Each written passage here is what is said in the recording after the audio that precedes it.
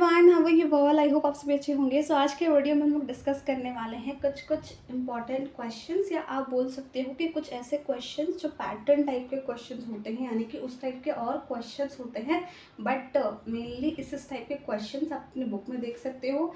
या ज़्यादा एक्सप्लेन ना करते हुए अभी मैं स्टार्ट करूँगी वीडियो को। एंड डिस्क्रिप्शन में मीन्स इसका पहले मैं आपको डिस्क्लेमर दे रही हूँ कि ये वीडियोस मैंने ऑलरेडी अपने चैनल पे बता रखी है। अगर आप वो वीडियोस देखना चाहते हो तो देख सकते हो। उसमें थोड़ी कैमरा क्वालिटी यानी वीडियो क्वालिटी अच्छी नहीं थी, सो आई थॉट कि इसको अगेन फिर से बनाते हैं सो दैट आपकी हेल्प हो जाए, कोई दिक्कत नहीं आए उसमें आपको देखने में। ठीक है, यस, स्टार्ट करते हैं। चैप्टर 3 का ये PYQs है। चैप्टर 3 में आपको पता है जो 3 कंडीशंस होते हैं हमारे।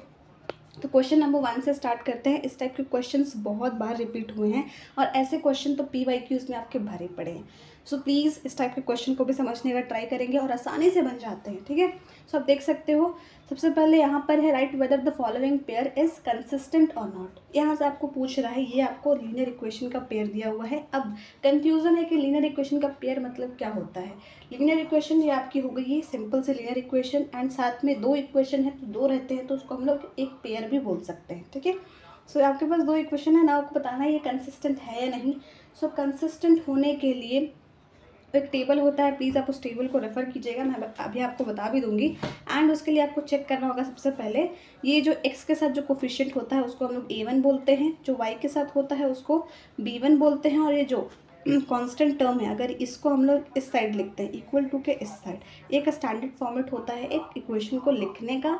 सो उसके साथ साथ आपको पहले चेक करना होगा A1, ये फर्स्ट इक्वेशन है तो A1, सेकंड इक्वेशन है तो A2, तो ये हो जाएगा B1 B2। इसको चेक करना है अगर ये इक्वल है या नहीं। सबसे पहले इसको चेक करेंगे हम लोग, इक्वल नहीं है क्योंकि यहाँ पर 1/1 होगा, यहाँ पर माइनस वाई है ना, तो माइनस वाई मीन्स क्या, -1 × y। 1 को हम लोग लिखते नहीं है डायरेक्टली, माइनस लिखते हैं वहाँ पर -y।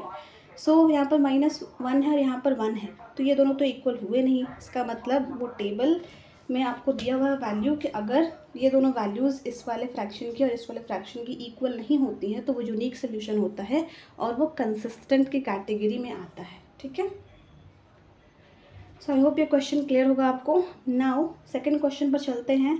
Find the number of solutions of the following pair of linear equation. ये सेम आपको उस टेबल से उस टेबल में दी हुई है कंडीशंस कि कब क्या होता है, मीन्स कौन कौन से अगर फ्रैक्शन इसके इक्वल आते हैं या नहीं आते हैं, तो उससे आपको अगर उसको याद कर लीजिएगा तो आपके लिए वो ईजी होगा।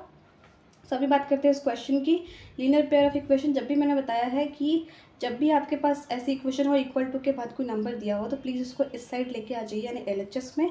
वो एक स्टैंडर्ड तरीका होता है, ऐसे आपको ईजिली आप लिख सकते हो। ऐसे भी लिखोगे तो दिक्कत नहीं है, बट यहाँ पर लिखोगे तो अच्छा रहेगा, और ये माइनस माइनस तो कट ही जाएगा, है ना।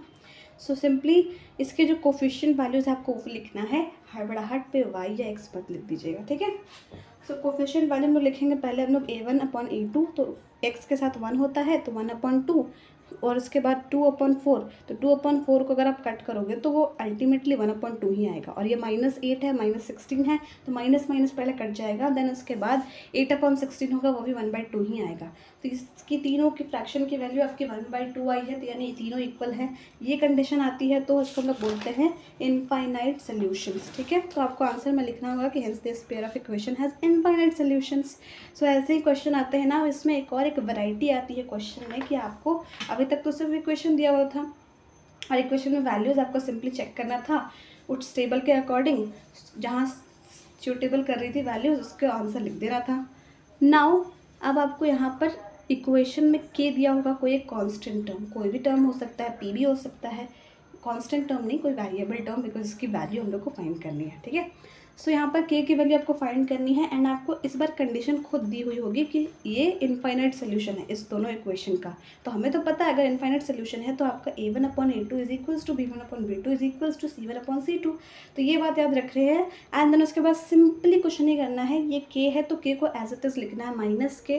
अगर आपको यहाँ पर दिक्कत हो रही है कि साइन में क्या थोड़ा सा इश्यू होता है साइन का, आई अंडरस्टैंड, तो सिंपली आपको करना है ब्रैकेट में K-5 को लिखना है और उसके बाहर माइनस साइन जो है इक्वेशन में उसे लिखना है।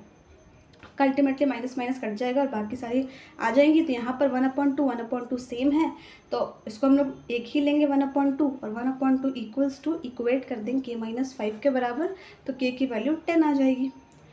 इसको क्रॉस मल्टीप्लाई करने के बाद, ठीक है। सो आपको यही आंसर में लिखना था। Now coming to the next question, that find the value of k for which the following pair of linear equation same. आपको k की वैल्यू फाइंड करनी है, बस इसमें एक और वैरायटी दी हुई है कि आपको k-1 यहाँ पर है, इसके साथ कोफिशिएंट यहाँ पर k-2 है। तो प्लीज़ घबराना नहीं है क्वेश्चन देखकर, सिंपली जो हमें फॉर्मूला पता है कि यहाँ पर आपको स्टेटमेंट लिख देनी है कि इनफाइनाइट सॉल्यूशंस के लिए ऐसे होते हैं, मीन्स ये कंडीशन होती है, तीनों इक्वल होते हैं, A1/A2 is equals to B1/B2 is equals to C1/C2। Simply जो आपके कोफिशिएंट है उसको लिख दीजिए, k-1 है, k+2 है। तो अब एक और चीज़ होती है, एक और दिक्कत आती है कि जब तीन फ्रैक्शंस हो तो कैसे सॉल्व करें। माइनस माइनस तो हमने कट कर लिया यहाँ पर, ठीक है। नाउ आपको एक चीज़ करना है कि इन दोनों फ्रैक्शन को तो हम लोग सॉल्व करते ही हैं, अब उसके बाद यही बीच वाले फ्रैक्शन को भी इसके साथ सॉल्व करना है। तो बीच वाला ही आपको फर्स्ट वाले के साथ और थर्ड वाले के साथ सॉल्व होगा। तो इन दोनों को सॉल्व करना है एक साइड, इन दोनों को सॉल्व करना है एक साइड, एंड दोनों तरफ k की वैल्यू सेम आनी चाहिए, बिकॉज आपका ये एक ही पेयर है ना, एक पेयर यानी दो इक्वेशंस हैं, तो आपके k की वैल्यू सेम आनी चाहिए। चाहे आप इससे फाइंड करो या इससे फाइंड करो, दोनों से करोगे तो आपको भी एक कॉन्फिडेंट आएगा कि हाँ दोनों तरफ k की वैल्यू सेम है, इसका मतलब मेरा सोल्यूशन सही है। अगर एरर आई है तो प्लीज़ ट्राई अगेन, ठीक है।